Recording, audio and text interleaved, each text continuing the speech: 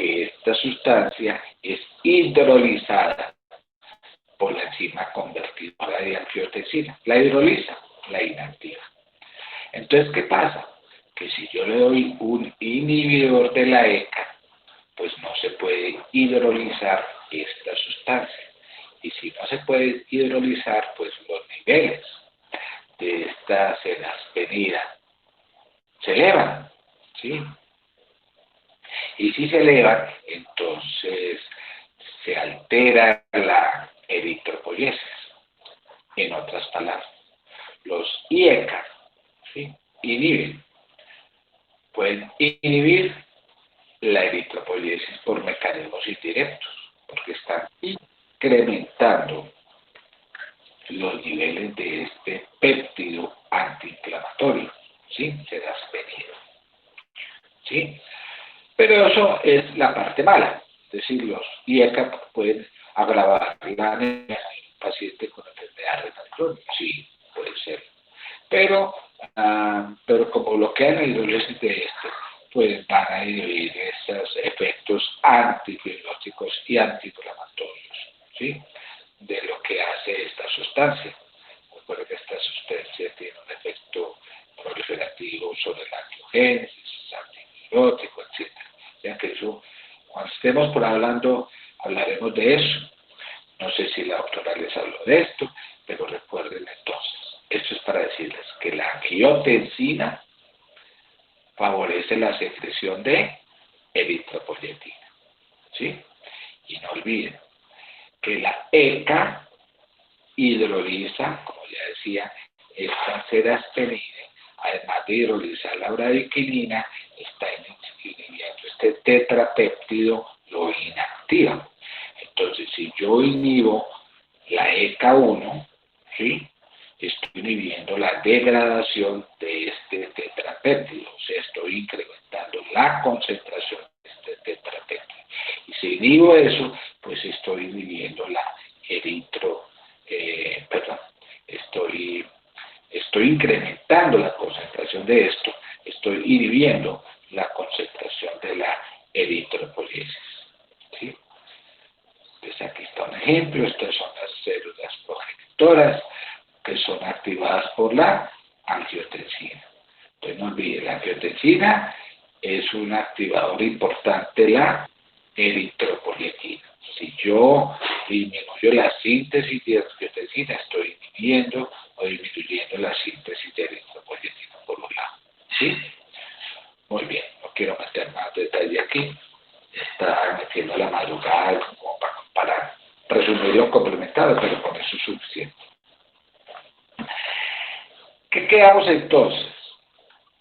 Que hablamos de la eritropoyesis y su proliferación. Y entonces que el principal factor proliferativo de la eritropoyesis es llamada la eritropoyetina, que son factores de regulación positivos, factores proliferativos, ¿sí?, reguladores positivos. Ahora, de una manera muy resumida, porque ese fue el tema que les habló la doctora Beatriz, ¿qué otra depende la eritropoyesis? Para que haya una eritropoyesis no solamente se necesita que haya una buena proliferación de la médula ósea, sino que también haya una buena maduración de los eritrocitos. Y la maduración de los eritrocitos, sí, la maduración eritrocitaria va a depender de una maduración nuclear y de una maduración citoplasmática. ¿Y de qué depende la maduración nuclear? De un buen aporte de vitamina B12 y ácido fólico para la síntesis del DNA. ¿Y de qué depende la maduración citoplasmática? Cuando hablamos de maduración citoplasmática estamos hablando de la... ¿Perdón? Bueno, estamos hablando de la síntesis de hemoglobina. Y entonces el principal determinante ahí de la síntesis de hemoglobina pues sería el hierro, ¿cierto? Muy bien, entonces ya vi por eso que vieron ustedes en la maduración eritrocítica, vieron el hierro con la doctora Beatriz, vitamina B12 y ácido fólico. Resumiendo, Entonces, en la maduración eritrocítica nuclear, ¿sí?, se llevan a cabo mitosis que exigen síntesis y duplicación del DNA celular en cada una de esas divisiones, desde el proeritroblasto hasta el eritroblasto policromatófilo, ¿sí? Y esta síntesis de DNA en este tipo de células, ¿sí?, requieren de una serie de factores que son aportados del exterior, la vitamina B12 y el ácido fólico. Por eso, cuando estén hablando algún día de anemias megaloblásticas, una anemia megaloblástica se debe a deficiencia de vitamina B12 o de ácido fólico, ¿sí? ¿Por qué la anemia megaloblástica? Porque no hubo una buena maduración de los eritrocitos a nivel nuclear, ¿sí? ¿Ok? Entonces no olviden esa parte. Entonces cuando no se puede madurar estos eritrocitos, pues se presentan diferentes tipos de alteraciones de la eritropoiesis que se llaman eritropoiesis megaloblástica. Ahora, la maduración eritrocitoplasmática, ya lo decía. ¿De qué depende esto? Bien, de la síntesis de hemoglobina, la hemoglobino-síntesis. Y para que se forme hemoglobina, pues se requiere la producción paralela, sincrónica, del hemo y de la globina. ¿Y de qué depende el hemo? De la síntesis de protoporfirinas y de la incorporación de esta protoporfirina con el hierro. Entonces va a requerir en el hemo un aporte adecuado de hierro, que haya una síntesis de protoporfirinas adecuadas y de la síntesis de globina, ¿sí? Entonces todo esto es importante en la síntesis de hemoglobina, ¿sí? Porque la hemoglobina se sintetiza a partir del estado de eritroblasto basófilo, ¿sí? Y su síntesis máxima es el eritroblasto policromatófilo, ¿sí? Declina finalmente con los reticulocitos, que recuerden que los reticulocitos todavía pueden producir algo de hemoglobina, ¿sí? Muy bien.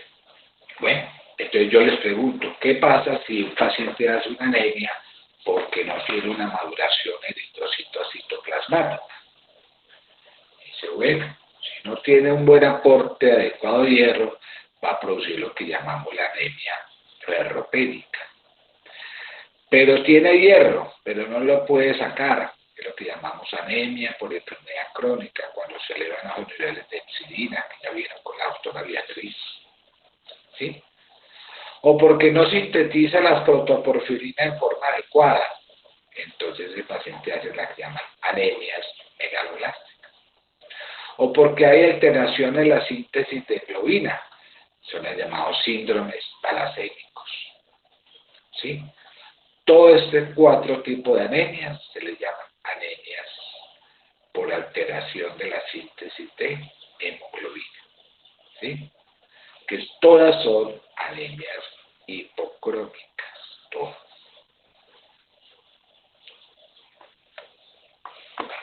Además de producir los eritrocitos, que ya vimos la eritropoiesis, pues los eritrocitos también se destruyen normalmente, ¿sí?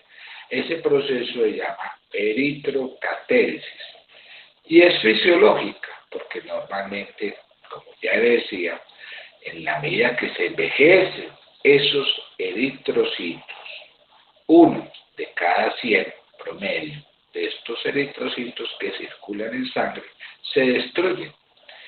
Y a su vez que se destruyen, pues se están produciendo diariamente.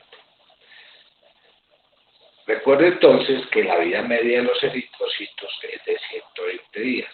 Y a partir de estos días ya el eritrocito se envejece.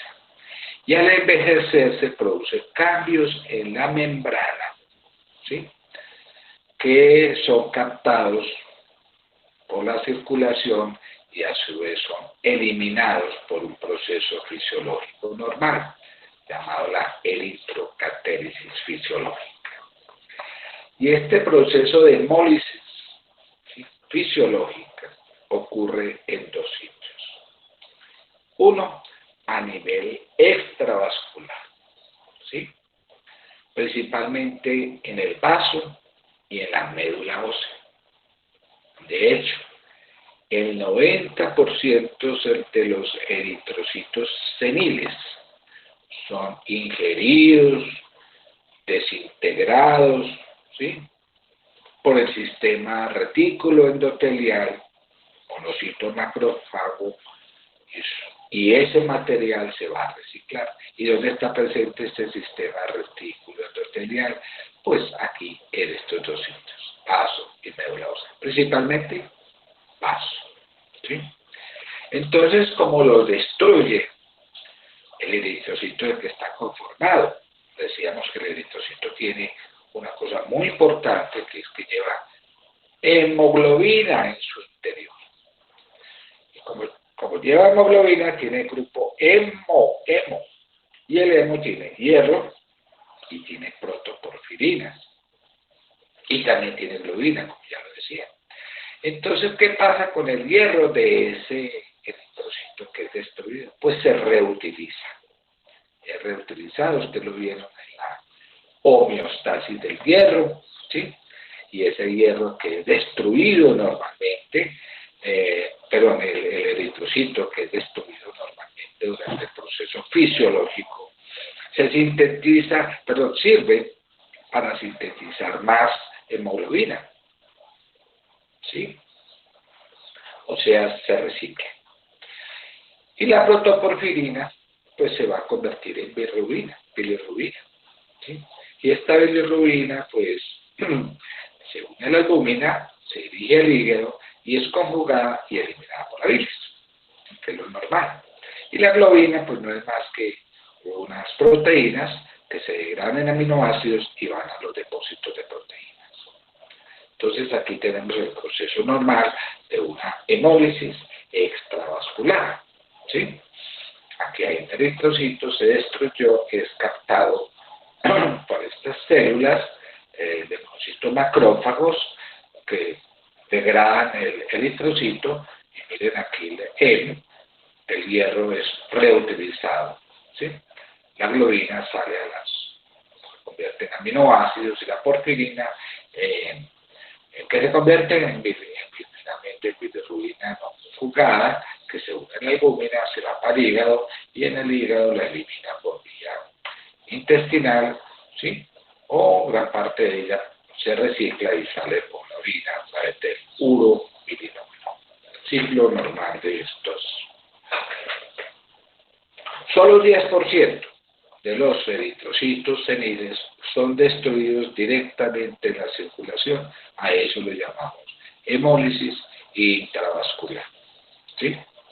Y ese proceso de hemólisis es un poquito más complejo, porque cuando esos eritrocitos se destruyen en el mismo circuito, una pequeña cantidad de hemoglobina que es liberada se une a una proteína plasmática llamada aptaglobulina. Y si se cansa esta, se satura, hay otra proteína que también capta esta hemoglobina, que es llamada hemopexina. Estas son las dos proteínas plasmáticas que son capaces de unirse a la hemoglobina libre.